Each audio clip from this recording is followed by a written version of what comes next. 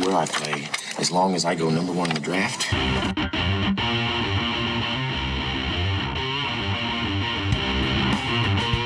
From the Erie Otters, Connor McDavid. From the London Knights, Mitch Marner. From the Western Hockey League's Brandon Wheat Kings, Nolan Patrick.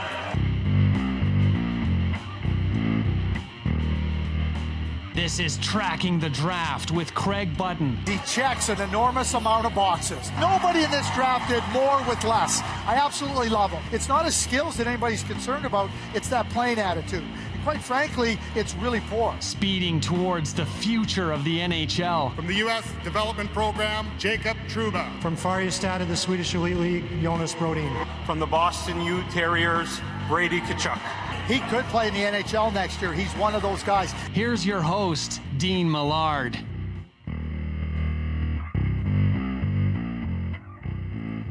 Hello there and welcome to the very last show of Tracking the Draft before the draft of the National Hockey League and the UFHL. My name is Dean Millard and I am also the owner of Duckman's Domination of the Ultimate Fantasy Hockey League, and the Director of Scouting for TSN will be along very shortly. This is where the stars of tomorrow are discovered and discussed, and we're going to be talking about a lot of them. There is Craig's top list of, or his top 75 list. You can find it on tsn.ca, and what I have done today is randomly selected 32 players that we will discuss on the program in a lightning round. Craig joins us on the UFFS hotline. www.uffsports.com is where you want to go. You can register. There you see it. Fan, scout, staff, owner, depending on what you are. Yeah, you can become a scout. You can track and scout real-world players for fantasy franchises, the same guys that Craig Button does.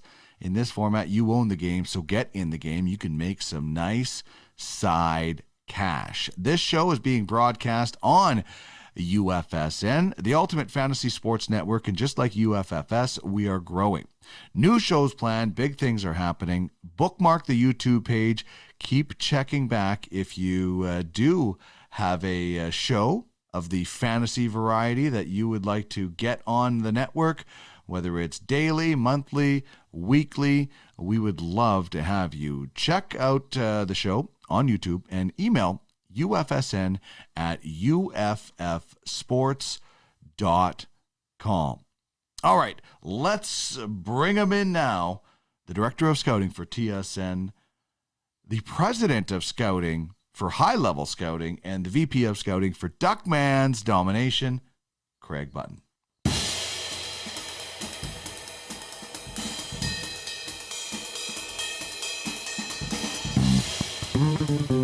Here he is, the Director of Scouting for TSN, former GM of the Calgary Flames, and a Stanley Cup champion with the Dallas Stars.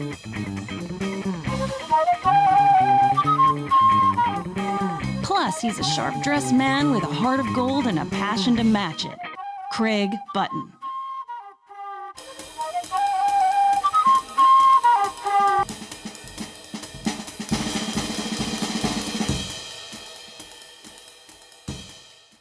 Craig, Christmas Eve is almost here for NHL and UFHL GMs, as both drafts will be taking place this weekend. And for those people that want to find your full list of 75, there it is, and you can find that at tsn.ca. And what I've done today is I've just plucked 32 players out of this list, and I'm going to throw the names at you in a lightning round. Here are the 32 names that we're going to be going with. Are you ready for this lightning round? I like your term, plucked. Okay, let's go. All right. Let's go pluck.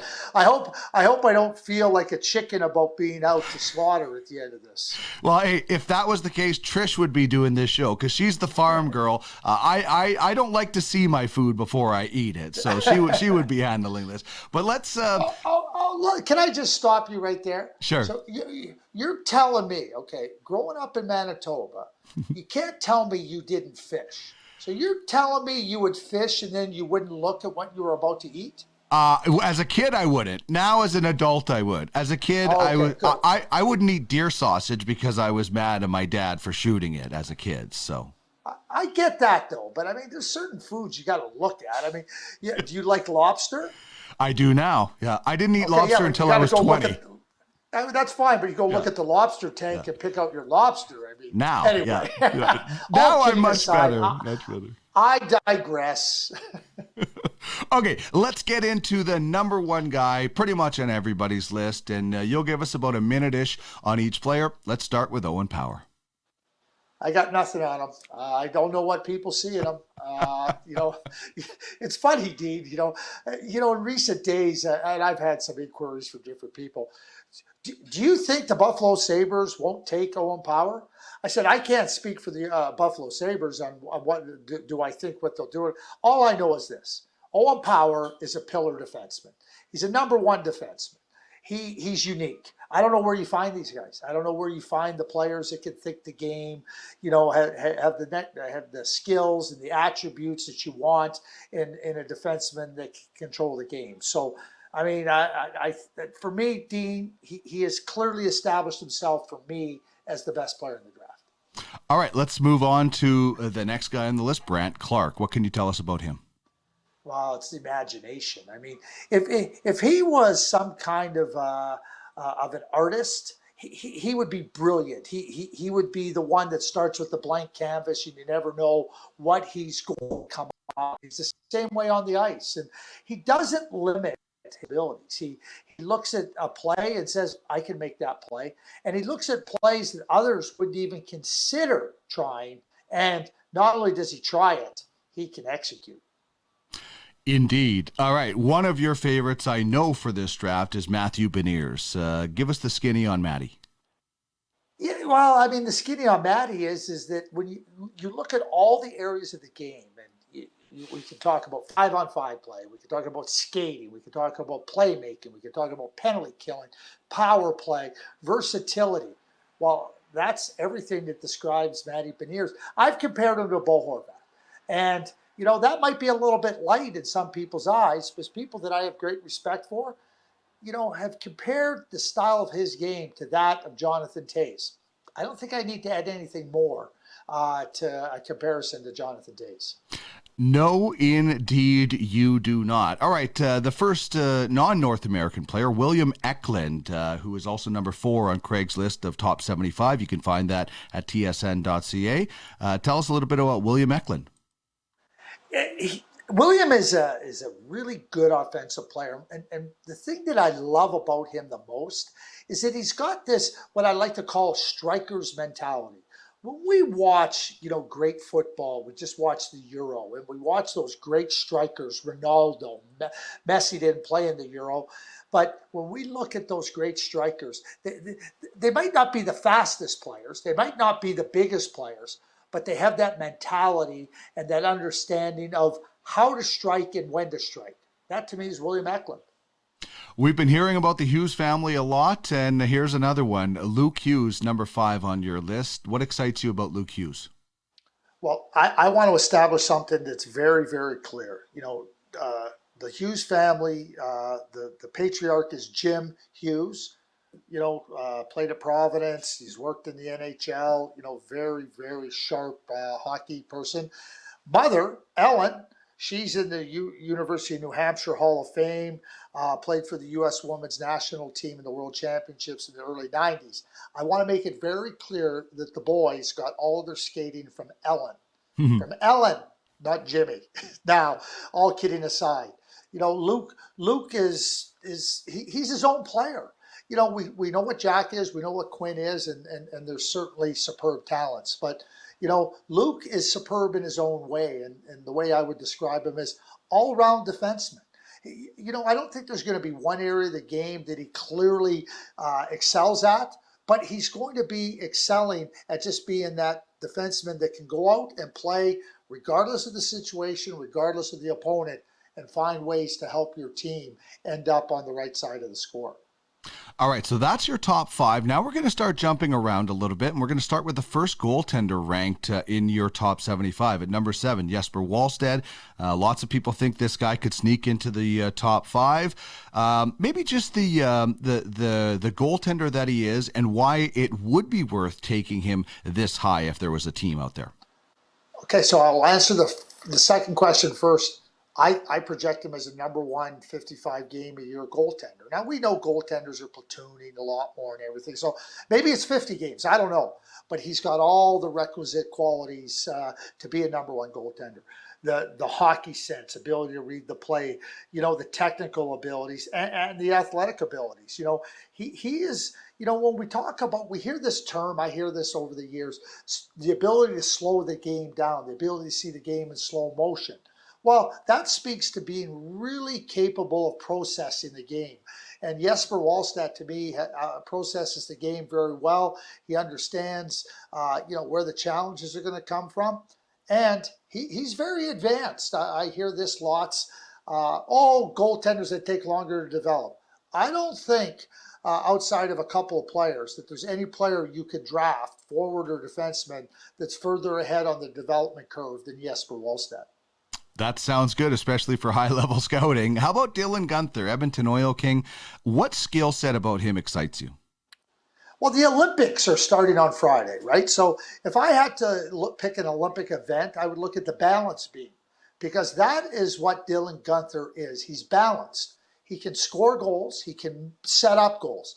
He can play in a heavy checking game. He can play in a hard physical game. He can play in a high-end fast game. He can kill penalties. He plays on the power play. That's an incredible balance for a player that doesn't have to hang his hat on one coat hook. One hat hook.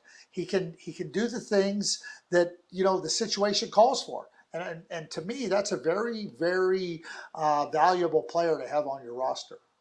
I don't know what Matthew Coronato's nickname is, but it might be Hands, because his hands are pretty slick, as he showed in the USHL. When you watch Matthew Coronato, what stands out?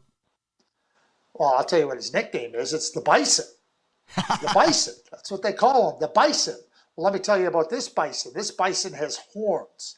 And he is you think about a bison. What does a bison do? It's hungry. It attacks. It muscles its way through. And Matthew's not the biggest player, but he's a determined player. And you combine the skating, the quickness, the determination, the puck skills. You know what? I don't know how he ended up with the nickname Bison, but I want that Bison on my side. I don't want to be going against him. Yeah, I think most players are going to find that as it goes. Cole Sillinger played with the Sioux Falls Stampede in the USHL, another guy formerly of the Medicine Hat Tigers, and obviously a son of an NHLer. So tell us about Cole Sillinger. Well, if you're going to look for highlight reel plays from Cole Sillinger, keep looking. Good luck. He's not a flash and dash player. Now, you want to dig into the hard areas of the game, and you want to look at who's getting the puck out of the boards, who's making the play while taking a hit, who's driving the net, picking up a rebound. That's Cole Sillinger. It doesn't matter where you play him, who you play him with. He's going to find a way to be productive. All right, a second goaltender on this list, and I love it. The goalie union thanks you for having 3 goalies in your top 3. I like that. And Sebastian Cossa is an Edmonton Oil King that has had spectacular numbers on a very good team in Edmonton. Give me your scouting report on Cossa. Don't be surprised if he's first goalie selected. Don't be surprised if he turns out being the best goaltender in this draft. And that's not anything against Jesper Wallstedt or my assessment. That's about how good Sebastian Cossa is. Huge presence in the net. And I'm not just talking about being 6'6". I'm talking about the way he commands the net. He's got outstanding athletic ability. He's quick, but he's not sloppy. He's not loose, which speaks to advanced technical ability. And he, like Jesper Wallstedt, in my view, there's no forward or defenseman that you're going to be able to draft outside of a handful, and that might only be 2 guys that are further advanced in their development than Sebastian Cossa. So, the argument about, it takes goaltenders longer to develop, Not with these two guys. That is going to be an interesting situation to watch for sure. Brennan Othman is a player who went overseas, then came back, and you got to see him at the U18s in Texas. What did you see that was different about his game after the U18s compared to maybe last year or the last time you saw him in the OHL? Perfect, straightforward honesty. I've seen the same things from Brennan Othman from the very first time I saw him. And so now when I look at, okay, so what is that? Brennan was playing with Shane Wright with the Don Mills Flyers in the GTHL minor midget. And he was a very accomplished player. And again, he is not one of these flash and dash players. He's not going to go end to end. But as you start to watch the game and you start to watch games that are demanding and put a lot of challenges on players to be able to get their level of play higher, Brennan does it at every turn. He does it at every turn. He did it in midget. He did it as a minor. He did it as a first-year player in the OHL. And he certainly did it at the U18 tournament. I've compared him to Gabriel Landeskog, and we know what Gabriel has been to the Colorado Avalanche and how well he plays and the manner in which he approaches the game. I think Brennan does exactly the same thing. We are going through 32 of Craig's top 75. You can find the full list right there on the screen if you can read really fast, or you can go to tsn.ca and check it out. Get some speed readers on this or something like that. All right, Western Canadian kid now, once again, a guy that you've been able to watch for a long time. Corson Ceulemans, who excelled at Brooks and probably will do the same thing at Wisconsin because he's on a great development path and they develop great players. What's a comparable? Who's a player comparable when you look at Corson Ceulemans? It's Brent Seabrook, the three-time Stanley Cup champion, and coming from the Western Hockey League, drafted from the Lethbridge Hurricanes. And I remember going and watching Brent in his draft year. I'd seen him before that as well. But Brent played the game with a real sense of calm. And I remember, Brad Robson, a real dear friend of mine, a scout. He described Brent Seabrook in this way. He said, he whistles while he works. And I started to laugh about that. I said, yeah, everybody looks at Brent Seabrook and says, oh, he needs to be more intense or anything. He was intense. He enjoyed being intense, though. He could sing while he was being intense. And Corson Ceulemans, to me, he's got real strong offensive capabilities. He can shoot that puck. He gets open to shoot the puck. He knows how to get it through. He can thread the needle in the offensive zone, which to me are real hallmarks of offensive defensemen. And you talk about the development path for him, he will continue to develop all the different areas of his game. And I think he's going to be a really good, strong defenseman in the National Hockey League. And you know what? If you turn out to be anywhere near the level of Brent Seabrook, I'm going to whistle that tune all the way to the end of time. No kidding. That would be a terrific career path. All right, another defenseman right after him on your list, ranked at 21, Carson Lambos. Maybe if there's a difference between Ceulemans and Lambos, and what sets Carson Lambos aside as a defenseman? Very different players. Very different players. Yeah, they both have defensemen as position next to their names, but Carson is an excellent skating defenseman, and he can pick up speed in the game. He can slow down the game, but also with it, his mind is always rapidly, assessing where the opportunities are going to be. And when I first saw Carson play, I saw, an approach to the game that reminded me of Scott Niedermayer. Scott Niedermayer, obviously, we know what Scott did in his career, just unbelievable. But he was that player that defensively, he'd be playing the one-on-one, and all of a sudden, he would get under your stick and take the puck from you, and he was gone. And the other players were looking, what just happened there? Like, what did he just do to me? And I think Carson has a very similar approach, very attuned to what's going on in the game with the puck, without the puck, offensively, defensively. He really does make the game look incredibly easy. And that's because of the outstanding skating ability he possesses and a real strong hockey acumen. All right, Xavier Bourgault is interesting. I have not seen this player play, so I'm going by the improvement in the point totals, which is we shouldn't always look at point totals, but you can see steady improvement as a 16-year-old and continuing, and even during the pandemic. So that's what I see in the statistics. What did you see in his play from his first year in the Q until most recently? Okay, so you watch a young player come into the league. So the first thing they're trying to do is not be overwhelmed, right? So you're trying to play the game really smartly. You're 15 years old, 16 years old, as Xavier was. You don't have the physical stature to go in there and get yourself involved in all those physical battles. It's your first time playing against players 3 and 4 years older than you, but you can always demonstrate your hockey sense, and you can always demonstrate, okay, this is what I can do, and I'm aware of it. And certainly when you watch Xavier, I think that the progression has been perfectly coinciding with his physical maturity. And so now he's stronger, which makes him faster. And when you're faster, you can attack and beat players one-on-one more. You don't have to, you go, I can get through there, instead of being stopped.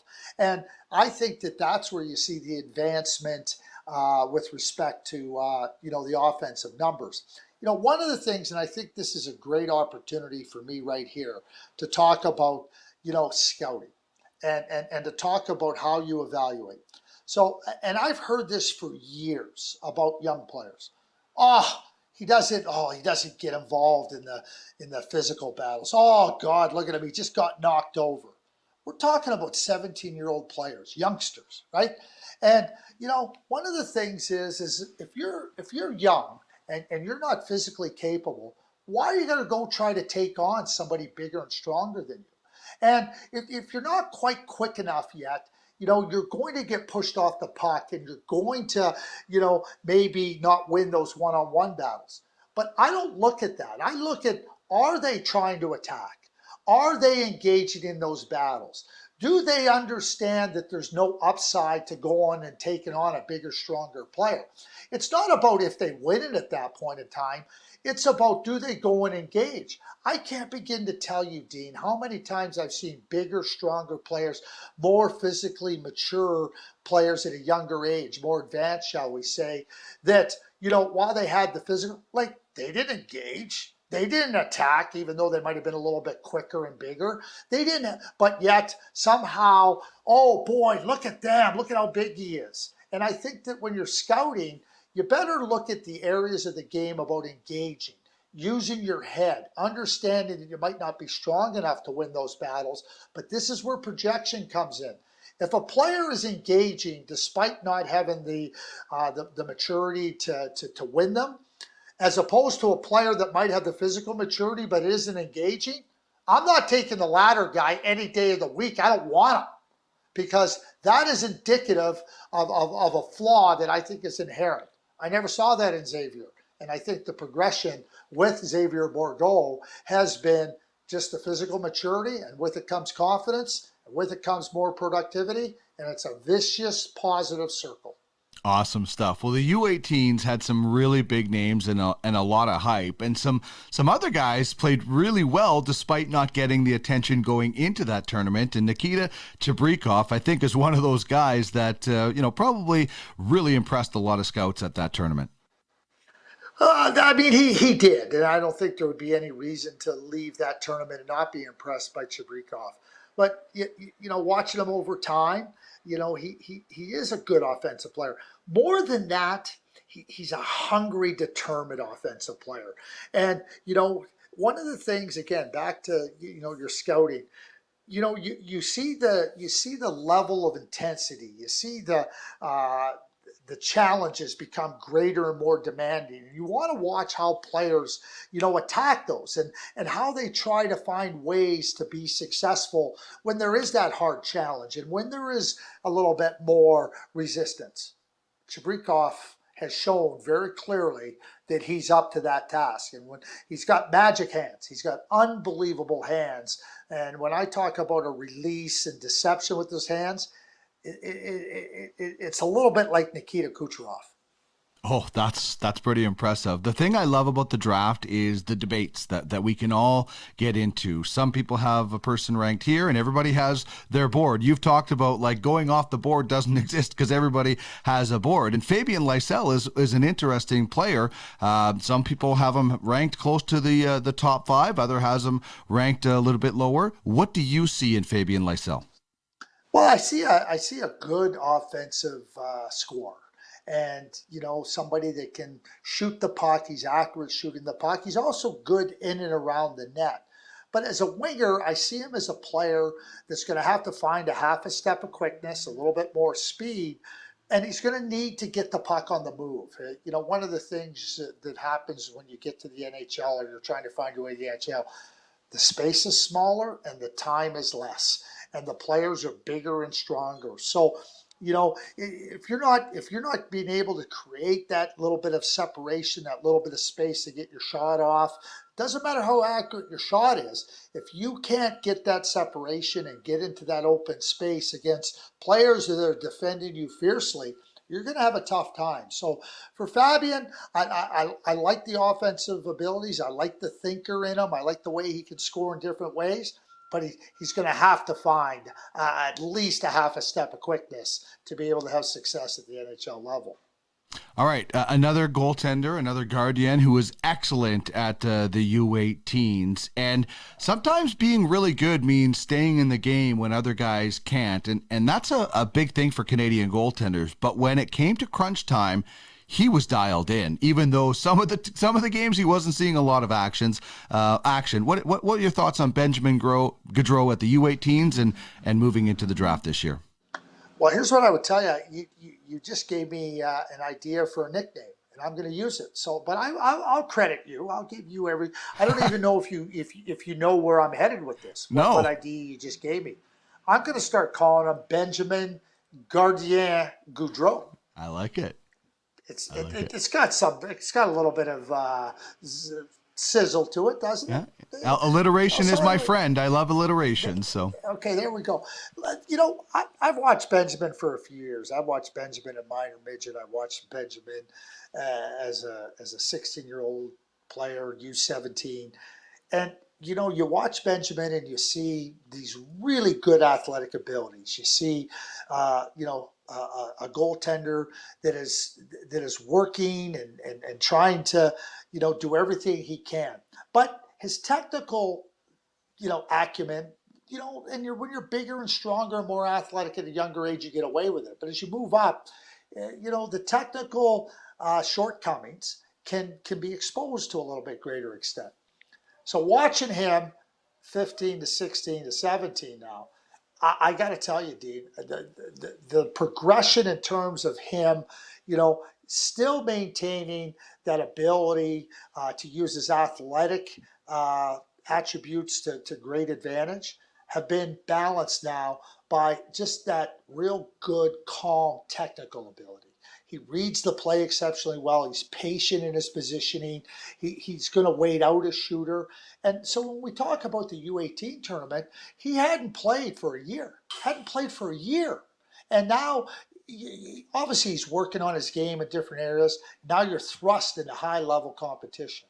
I thought he met the demands of that tournament just in such an exceptional way. But more than that, really showed me those progression. So as we've talked about previously, I need to differentiate between developmental flaws or weaknesses and inherent weaknesses.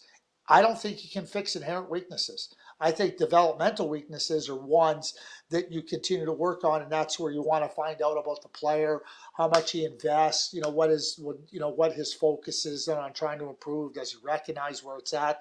To me, Benjamin Gaudreau does all those things and has certainly demonstrated that to me, to where I have the confidence to say he's a number one goaltender potential in the NHL.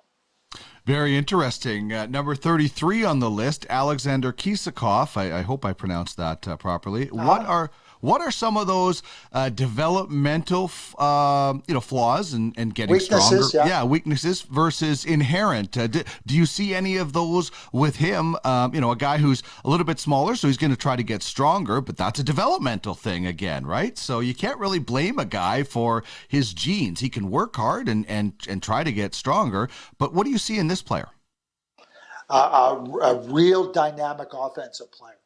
I look at Kisakov, and I haven't had a big opportunity to see him live, and you go look at video, watch game tape, and really try to understand what the player brings. But based on what I've watched, I really like his hunger, and he's got that what I like to call, and you know him very well, dear friend, the late Brad McCrimmon. Mm-hmm. He's got snap to his game. And I'm not talking about physical snap. I'm talking about offensive snap. That, hey, I got a chance. I want the puck. Give me the puck. The puck's on my stick. I'm looking to score. That's how I use the word snap, as Brad McCrimmon, used it to describe players in a lot of different ways. Interesting. And anytime you can compare a player to Beast, it's a good day. The story that Kelly tells me in the Memorial Cup in 79, where he played 58 of 60 minutes, and the only reason he didn't play 60 is because he was in the penalty box, kind of tells you everything you need to know about Brad McCrimmon, doesn't it? Well, it does. I mean, Brad was, first of all, you talk about an intelligent person. He could talk to you about anything. Anything on the planet he could talk to you about. You want to talk about growing up farming in Plenty, Saskatchewan? Good. You want to talk about economic initiatives? You want to talk about tax policy, politics? You want to talk about development? You want to talk about what it was like to play for the Boston Bruins or the Philadelphia Flyers? Brad could go on and talk about it in so many different ways, and he was in it to win it. That was the way Brad was only interested in winning, and so when he uses the term snap and he talked about development and so many things that I don't catch myself, I celebrate myself talking about to this day. Brad was a real professor in a lot of ways that have helped me as a student. I believe be better, but certainly he was instrumental in educating me in a lot of different areas. And as you point out about Brad McCrimmon, do they come as good? Maybe. They don't come better. Yeah, he was a beauty guy for sure. How about Jack Pert? Interesting. Played a little high school, played a little USHL, and for those people wondering, high school hockey in the United States is terrific. It is excellent hockey, and a lot of guys go from that into college. So he's going to St. Cloud State in 21-22. Tell me a little bit about Jack Pert. So what I would tell you about Jack is you watch a player in high school, right? You watch him within his age group, and you see a lot of ability, and certainly Jack has ability. But when he took his game to the USHL, there was no stepping back. There was an opportunity for him to play, but he took that opportunity and said, "This is who I am, and this is how I'm going to play." And he's a good skater. He's really poised with the puck. And one of my favorite things about Jack is his ability to use deception to try to create openings. And obviously he's going to get a chance to play college hockey, and with that, work on his game, as I say all the time. The vast majority of players need more time, not less. But Jack Pert has NHL attributes that I think are really, really positive. All right, number 40 on your list is Josh Doan, son of former Winnipeg Jet great Shane Doan, and I love he's going to Arizona State. Obviously, grew up a lot of his life in Arizona for his dad's career, so that's a real flag for Arizona State to get this player. Does the apple fall far from the tree with Josh Doan? I don't know what we're looking for when we're trying to find the apple from the Shane Doan apple tree. What I will tell you is that Josh is a really smart player. Josh is a player that when I first saw him play, midget. He was 15 or 16 years old playing in the USHL, not in the USHL, but a USHL Fall Classic. They brought 16 midget teams in. Shane was there. Scott Niedermayer's son was there. Joe Neuendijk's son was there. So you see them there, and now you go, I'm interested in watching them, the young players. I'm going to say Josh was 5'4", 125 pounds. That's what he was. Now, I know when Shane was 15, he was much bigger and bulkier. But as I've watched Josh, and, so you watch it, you got the benefit of watching him in midget. Didn't you watch him come into the USHL and play with Chicago? And, his very first year there, he didn't have as much of an opportunity. He had a good team. Then the next year, I'm going back to the 2020 draft, I thought that he would have been a terrific later round draft pick. Define that as 4th round, 5th round, 6th round, 7th round, because I believed last year that he had a lot of potential. Well, guess what happened this year? That potential started to show itself to the point that he became not just a good prospect, but I think one of those prospects that has so much more room to grow. I know he's went through a draft. I don't care. I'm looking for players that I think can play in the NHL and be really productive. Also, that 5'4", 125-pound player, not anymore. He's a big kid with a lot of potential to become even more physically stronger, and he will. And when I watch him play the game, it's really impressive, his progression. Let me just say this.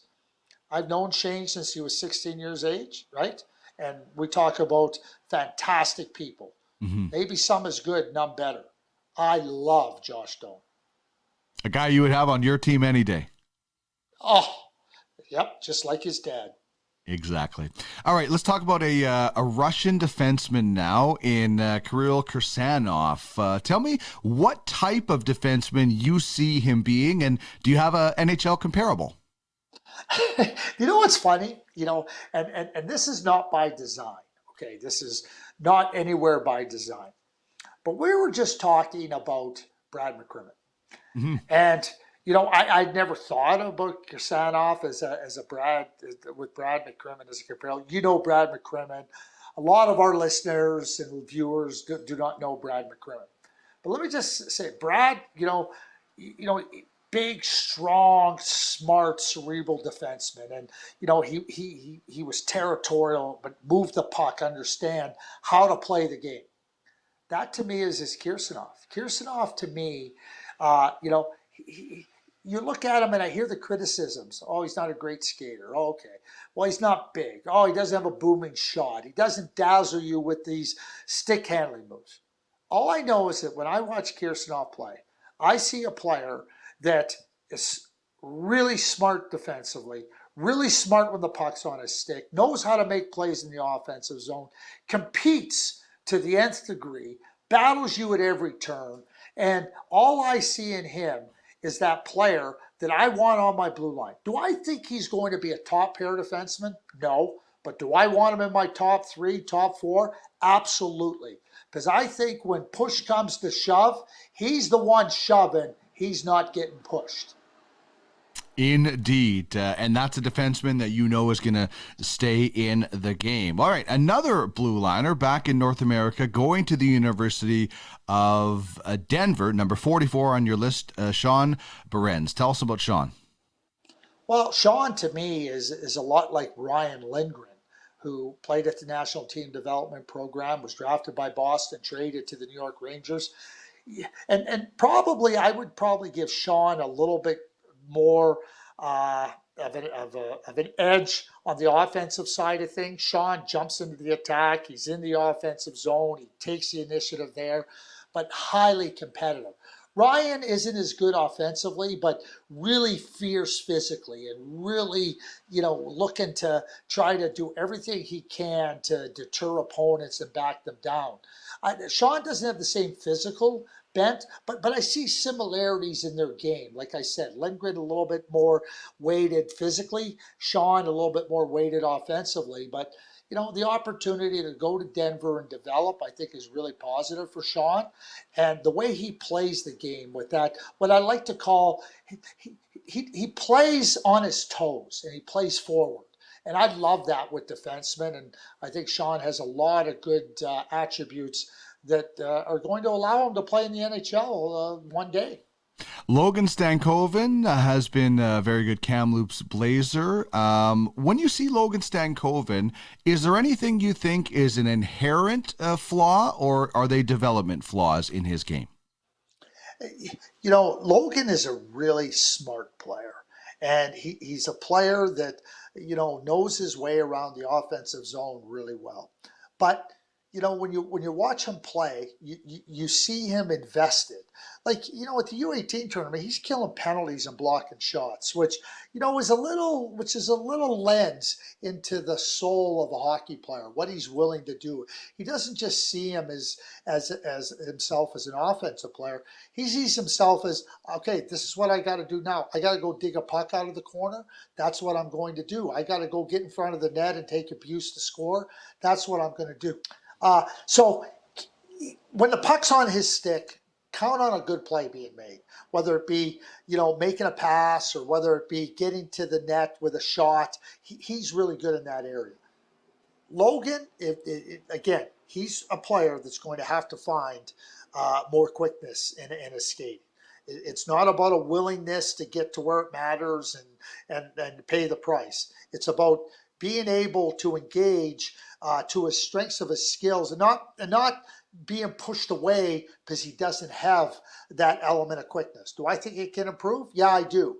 But we're looking at a really good offensive player and a terrific competitor.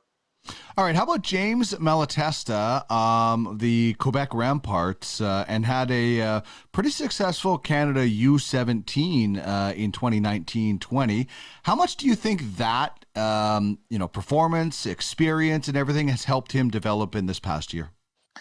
Well, I think that this last year, players have been challenged in so many different ways, Dean. You know, starts and stops to their seasons, pauses, uncertainty surrounding it, and so I think all players have gone through it. But you're trying to build on your skill set, and James is a really good offensive player. He's what I would call, he's able to slither his way into those advantageous positions offensively, at the right time to get the puck, at the right time to beat somebody. Like he's not into these battles where he's got to fend off a defender and then get the puck. He doesn't engage in the areas of having to fight off a defender. He thinks, and then he gets through and does a terrific job of being able to finish in and around the net. I think he's a really good offensive player. I think once he physically matures, he's going to become that much better. But when you look at his puck skills in and around the net, the scoring mind, the offensive mind, there's lots to like about James Malatesta.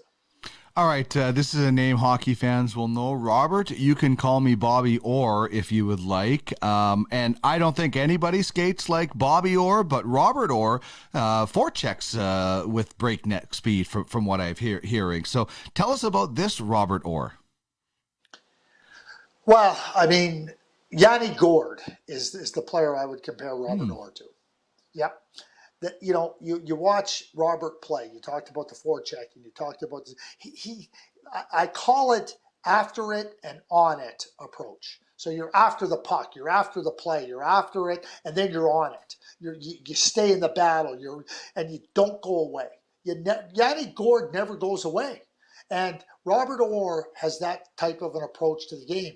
And like Yanni Gourde has some good offensive abilities and has demonstrated it.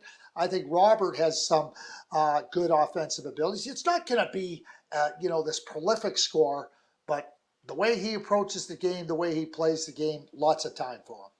Right, and if he was that prolific scorer, he would be a 17 or 07 on the list, as you know. And these are great players that every team in the NHL and the UFHL needs to fill out your roster. You're not not every first round pick is a top pairing or a top three guy. So let's go to another defenseman in Cameron Wynot of Halifax. Yeah, why not? Too easy, right? Cameron is that what I call exceptionally poised. on the blue line. He's never in a rush. You know, he's always looking for options, where to move the puck. He's a really good passer, really good skater, and has a lot of confidence in his game. And one of those players, if you're an offensive player, a forward playing with Cameron Wynot, you're going to get the puck on your stick at the right time where you have space to operate, and you know where you're going to be able to take advantage, whether it be on the rush, whether it be in the offensive zone where you can get your shot off. Cameron has those qualities as a defenseman, and I really like, you know, obviously again, it goes without saying about all the players what they've gone through. You know, I think Cameron has some really good potential to you know, be a real solid NHL defenseman. All right, Red Savage in at number 61 on your list, going to Miami University of Ohio. What sort of things does Red Savage need to work on during his college career to get to the NHL level? So, son of former NHLer Brian Savage, who was drafted by Montreal. Great golfer, Brian is. But you know what, Redmond, however he wants to go by, he is a dogged competitor. Good skater, and there is nothing in the game that he's not going to get fully invested in. I am convinced that if the goalie went down and you needed somebody to put the pads on, Red would get in there and give you everything he's got. Face-offs, forechecking, blocking shots, penalty killing, trying to create offensive chances. I think with Red, he's another player that to me has a lot of potential.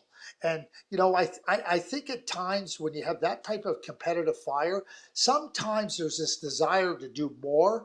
I think as he matures, he's going to learn that less is more. And by that, and let me describe what I mean by he tries to do too much at times and less is more. Sometimes you beat the one guy. You don't have to try to beat the second guy. But because you're so determined, you go, he can't stop me. I just beat that guy. Understanding that, okay, I did my job there. Now I'm going to slide it over here. Smart player, good understanding of the game. I just think that as he matures, he's going to understand that you know what, I don't have to do everything all the time. At this, recognizing that hey, a little bit less of this is going to be more, and that's what the term "less is more" comes to. What can you tell us about another goaltender in Tristan Lennox? You know, I really think Tristan has a lot of ability. I think that Tristan, you know, one of the big things with Tristan is just that, you know, trying to find that sense of what I calm in the net. You know, he's got talent. He shows you the real good technical ability. He shows you the really good sense and feel for the position and the game. But at times, he gets himself unsettled. He gets himself into his own problems.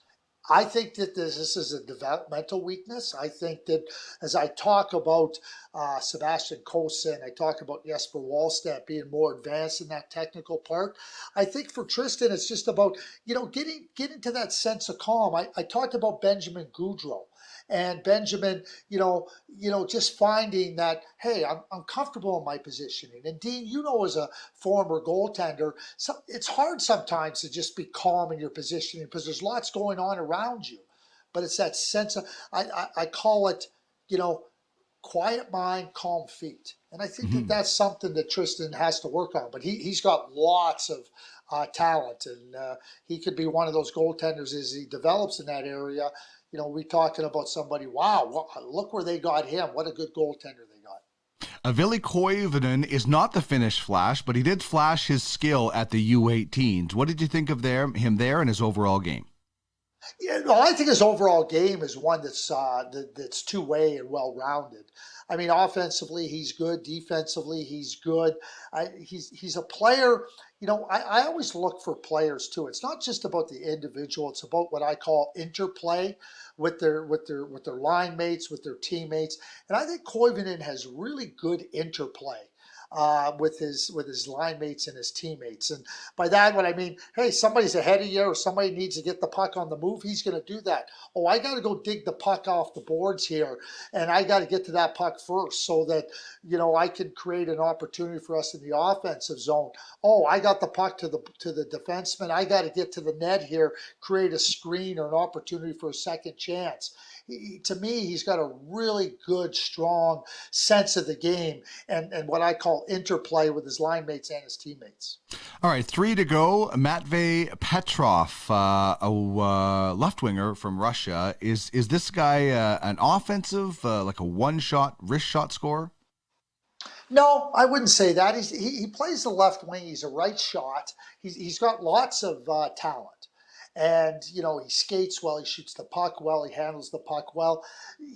I talk about other players, Dean, that, I feel, understand that, like, okay, this part of the game is important. This part of the game I have to. So you don't have to hang your hat in one area. I think Matvei has to find his way past, okay, I can be more than just a scorer.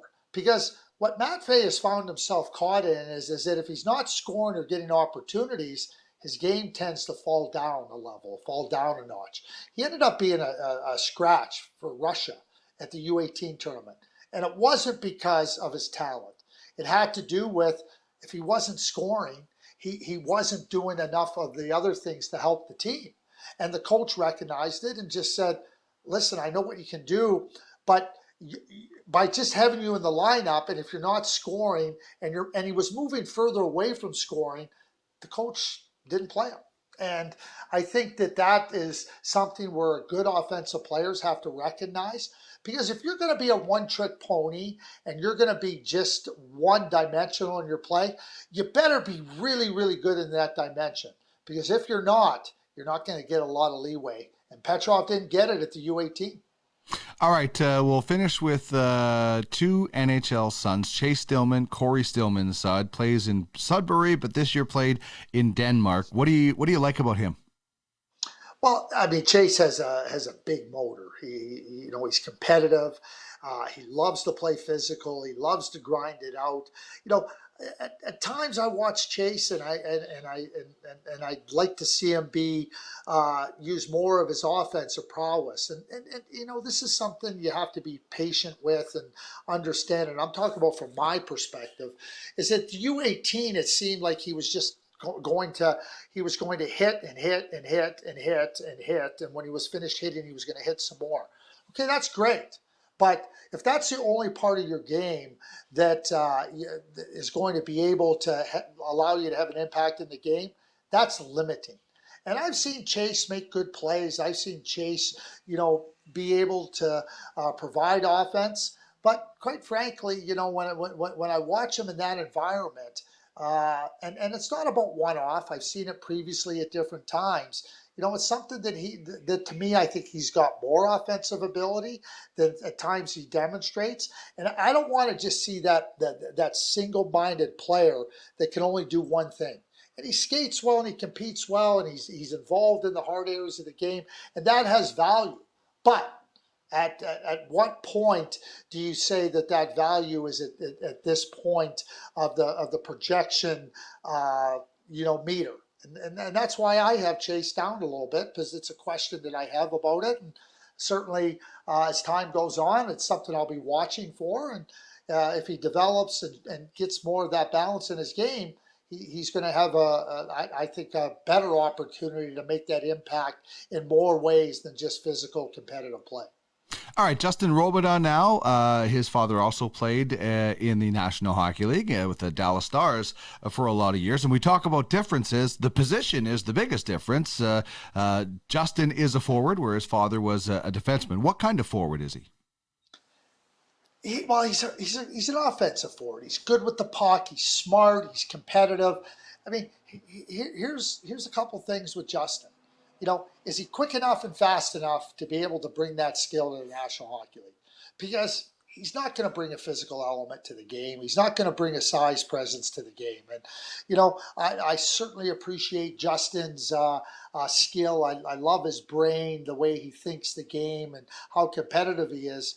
But, I've seen at times with Justin in junior hockey and even at the U17 as you move up the level, he didn't participate at the U18, is a player that, doesn't have those dynamic skills, especially in the skating.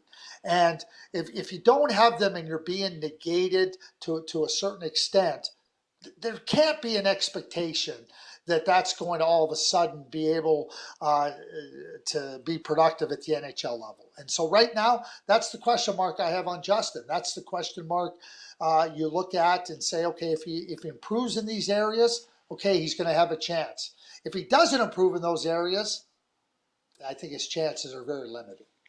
Well, this has been a lot of fun. Thank you so much for doing this today, this lightning round. And of course, I'll be touching base with you later this week to make sure our draft list is in order for this weekend. And you and Trish will be celebrating all the players of high-level scouting that get drafted. Enjoy the expansion draft, the actual draft, and the UFHL draft this weekend, Craig. Thanks so much for joining us today.